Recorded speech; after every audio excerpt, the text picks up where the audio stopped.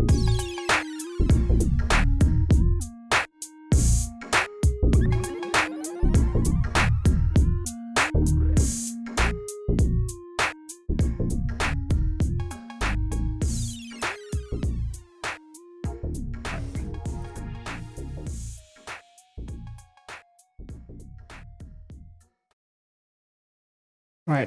Okay. Welcome again to another live stream. Right. Today I'm gonna working on creating API. Okay. Right. I hear my own voice on the live stream. Okay. So today I'm trying to create a APM client. So if you don't know about the APM means, it's like a performance monitoring for applications. So application performance monitoring. Let me give you some overview of what we are trying to do today. So basically APM, one of the most popular one is New Relic. So I don't know that there are so many cool things right now, but this was the really good one when I was checking in the APM stuff a few years ago. So basically you can track all the details of my application from to individual database code. So today I'm not trying to create a service like a New Relic, but I'm trying to create a APM client for Next.js. So then we can use it with New Relic maybe, and the another cool tool is called Honeycomb. So basically we could feed data into Honeycomb, and this is really nice software. So we can query in various ways, and we can see traces. I don't know. They have some screenshots that they have. So this is a really interesting service. So I'm trying to feed data into Honeycomb, and then try to do really interesting things. See all the details about Next.js application. I don't think we can do all these things today, but today the goal is trying to explore what are the things we can do, and I'm quite not sure how to do that exactly, and I'm trying to dig into Next.js source code and trying to see how we can hook in to the system calls, and I'm trying to figure things out. Right, let's go through the so what we're trying to do here. So here we are trying to see the basically server side performance. So right now I think Next has has some hooks to get some information about performance. Next.js performance monitoring, yeah, something like this. I think we have not telemetry, is it? Okay, let's check. All right, this is what we.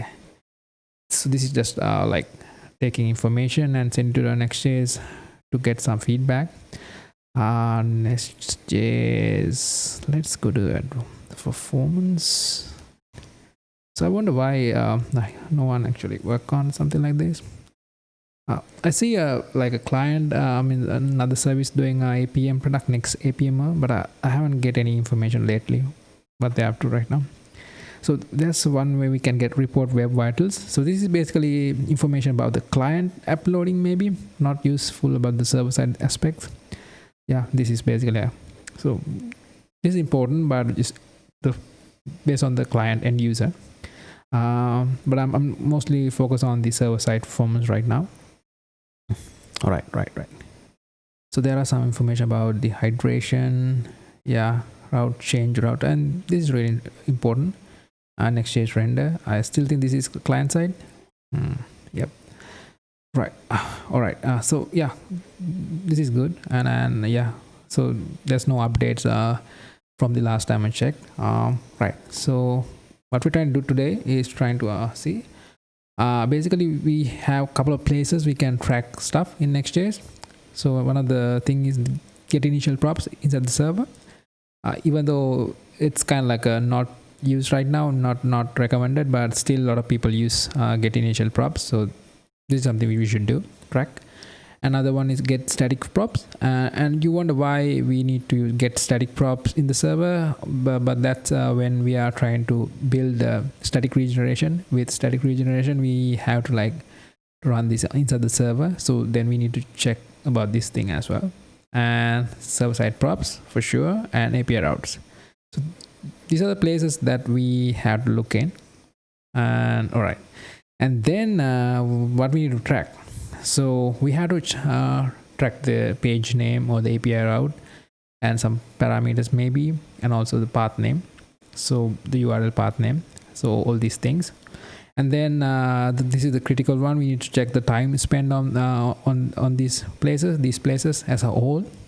And then we need to check the individual how we spend time on each individual, maybe HTTP call, database call, or maybe something else. So then we need to have a breakdown on what we are doing. So usually we call that as a traces. And then we're going to use so if you are mainly using lambdas to deploy our application, and it's really easy to track traces, but because at one time there's only one request inside the single server, so then it's really easy to track. But if you're running inside a custom Node.js server, things will be a little bit tricky.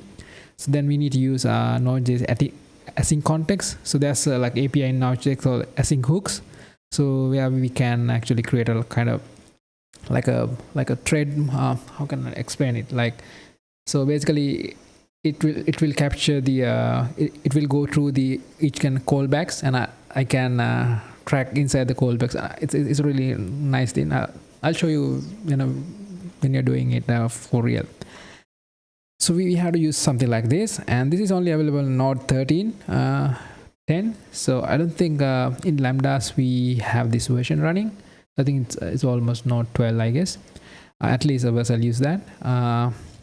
So then in that case we have to use, actually inside the lambda we don't need to really worry about running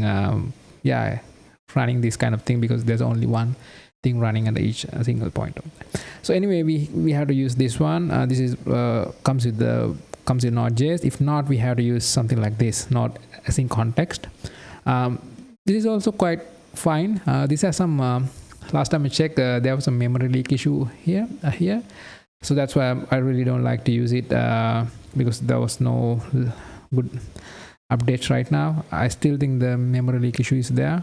Anyway, so this is something we can track. So these are the track we need to track, and how we can send data. So we can try to send data Honeycomb, Sentry, and they started implementing a performance monitoring solution lately. Let me check. I think they Sentry APM. Yeah, I think they have like a kind of way we can track traces as well to see how things are going. Yeah, this one, and yeah, we can see here. So yep, okay, so we can see page load time, and there are some API calls kind of thing, how we spend time on there. So yeah, this is cool. So they have that. I think Sentry is kind of cheaper compared to Honeycomb. I think so. I think it is. Yeah, but Honeycomb is quite expensive. But still, that's really amazing product. Like I haven't seen a product like this anywhere. So they have like a really good query engine. So you could put anything into Honeycomb, and they can query them very fast manner, and also the UI is pretty cool. Yeah, I really like it. Right. So pricing. Okay, I haven't checked the pricing lately, but I think quite expensive. All right. I don't think they are interesting. Yeah, they don't actually show you the pricing as well, which is weird. Honeycomb pricing. Yeah. Okay. Yeah. Oh yeah, it's quite expensive, but that's fine. Anyway. All right. Let's close this. Okay, where we at? All right. So these are the thing, and how we can use this. Right now, I'm trying to focus on like trying to wrap things manually. So basically, you create a like a function which tracks all these things, and then you have to like override each and every get initial props and all the API routes and so on, which is kind of like a silly thing to do, and but that's how we started. We are starting to, and then we are trying to monkey patch. So we try to monkey patch some internal Next.js calls and try to get rid of those, like wrapping everything. So then we don't need to do anything like that. But this is fun monkey patching, but I don't. I think we use I think a few years ago I ran a APM product called Khadira, and for that one actually we monkey patch a lot of places. In Meteor.js we monkey patch. Inside the framework, I think almost everything. So it works if you have good test and so on. But here I'm not really trying to do that. But so since we are exploring, I'm trying to monkey patch and try to get into an Next.js core. If that's not possible, we might have to use Babel or Webpack plugin to wrap these things. And I'm not going into that route. Actually, I'm not planning to do that. Maybe we can create a trying to create a custom API kind of thing. Maybe create RFC and try to add this functionality to the Next.js core, which might be something long term. But try out. I don't think. I think the best approach is monkey patching, and if not, I'm not trying to go into this spec create a Babel. I think Babel doesn't work here because when you're using TypeScript, things could be messy. So then I think we need to go for the Webpack plugin to replace some stuff. Anyway, so this is for some other day, and yeah, let's try to see what we can track. So how we can start this? So we have a simple Next.js app. So not this one, sorry. So let me close these things. Okay. Right, this is a app. So basically it's a simple blog post, and we have a dashboard, and we can edit some stuff, and yeah, which is quite standard. And let's try to go into track and create a simple API and trying to see how we can do this. Okay. Right. Okay, this is the app, and I'm trying to do this thing in plain JavaScript right now. But when we extract in this code into a library, I would definitely use TypeScript. Yeah, I think TypeScript flow. If you're trying to build an